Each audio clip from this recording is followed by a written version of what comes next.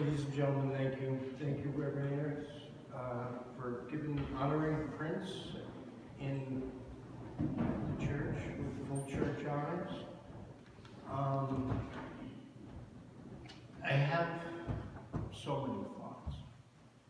And the week has been amazing. The world has responded to this loss.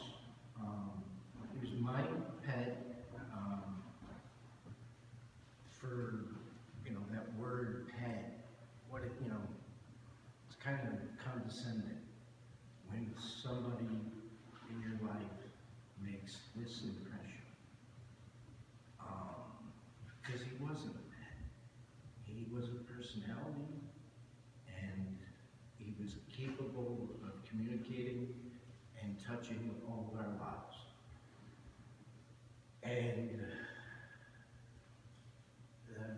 the thought of him, coming in here, he worked here. He wasn't an honorary staff member. He wasn't a staff member of this church.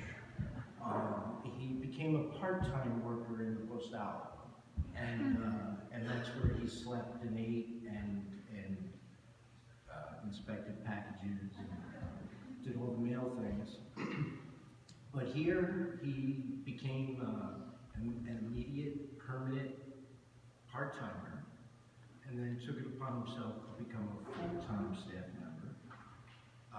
He could work from home, he could work from the burial ground, he could work from the garden, but he was here, and some nights he worked overnight, the graveyard shift, inside the church, inside the gift shop, and he would sit and welcome people with regality, like an ambassador, and pose, was not afraid of the paparazzi. This past week, I had a conversation with a woman in Puerto Rico. If any of you have ever seen my Yelp site, there's a little picture of Prince in autumn leaves in the graveyard. And I had that Yelp to me in 2013. Well, I saw it somewhere. I didn't go on my Yelp site. It popped up on Facebook, or that link popped up, and it made me look at it. And I saw the woman who took the picture, so I Facebooked her, and she immediately responded. She saw the obituary, and she's a cemetery photographer. That's what she does. She's a member of 2 groups worldwide. They go around and take pictures of cemeteries. She spent over an hour with Prince in Cops Hill one day. And in the past week, I've received some of the most amazing videos and photos of Prince in Cops Hill Cemetery. The photos that you see, I saw the collage out front. Most of those were taken by staff members here. And they're absolutely stunning pictures. But this woman had all stories with her pictures of her conversation with Prince and what it meant to her. And I'm just floored by that this little guy that changed my life, amazingly changed my life, went out into the world and created a life of his own, a family of his own, and friends of his own. And that's why we're here tonight. This is for a cat.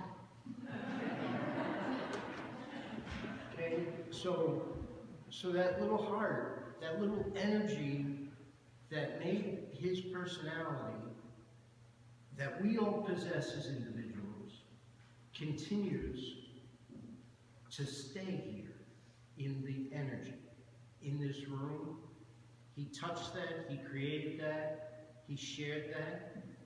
With me, we had a synergy, we had an energy, we had a bond. And my life has changed because in the morning, he'd have a routine. He'd hear me come in, he'd hear me push the coffee maker, he'd get it all started in the store. A few minutes later, he'd come out and do the stretch, and do the yawn, and jump up on the counter and say, give me some chicken. So then he would proceed to clean himself and run over to the computer screen and jump up on that stool, and that stool meant put my collar on, I want to go out. And you'd hear the stool rock back and forth as he hit it. And I'd put the collar on and I'd say, ready? And he'd say, yep. And we'd walk up to the door and he'd let me pick him up, and we'd go out onto the wall of the store and I'd say, all right, listen, no Commercial Street, no Hanover Street, don't go in anybody's apartment, and I'll get you this afternoon. Now go have fun. That's gone. That's changed. That to me is a great loss.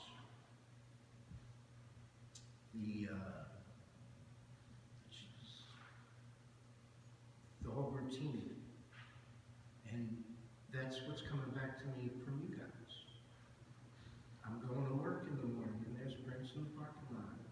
Prince is in my car on the second floor of the garage. What do?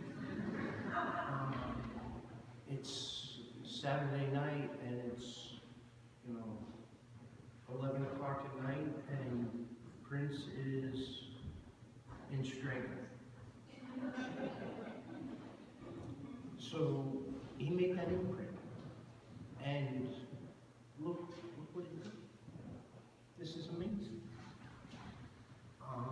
The staff here, he introduced them to me. And this community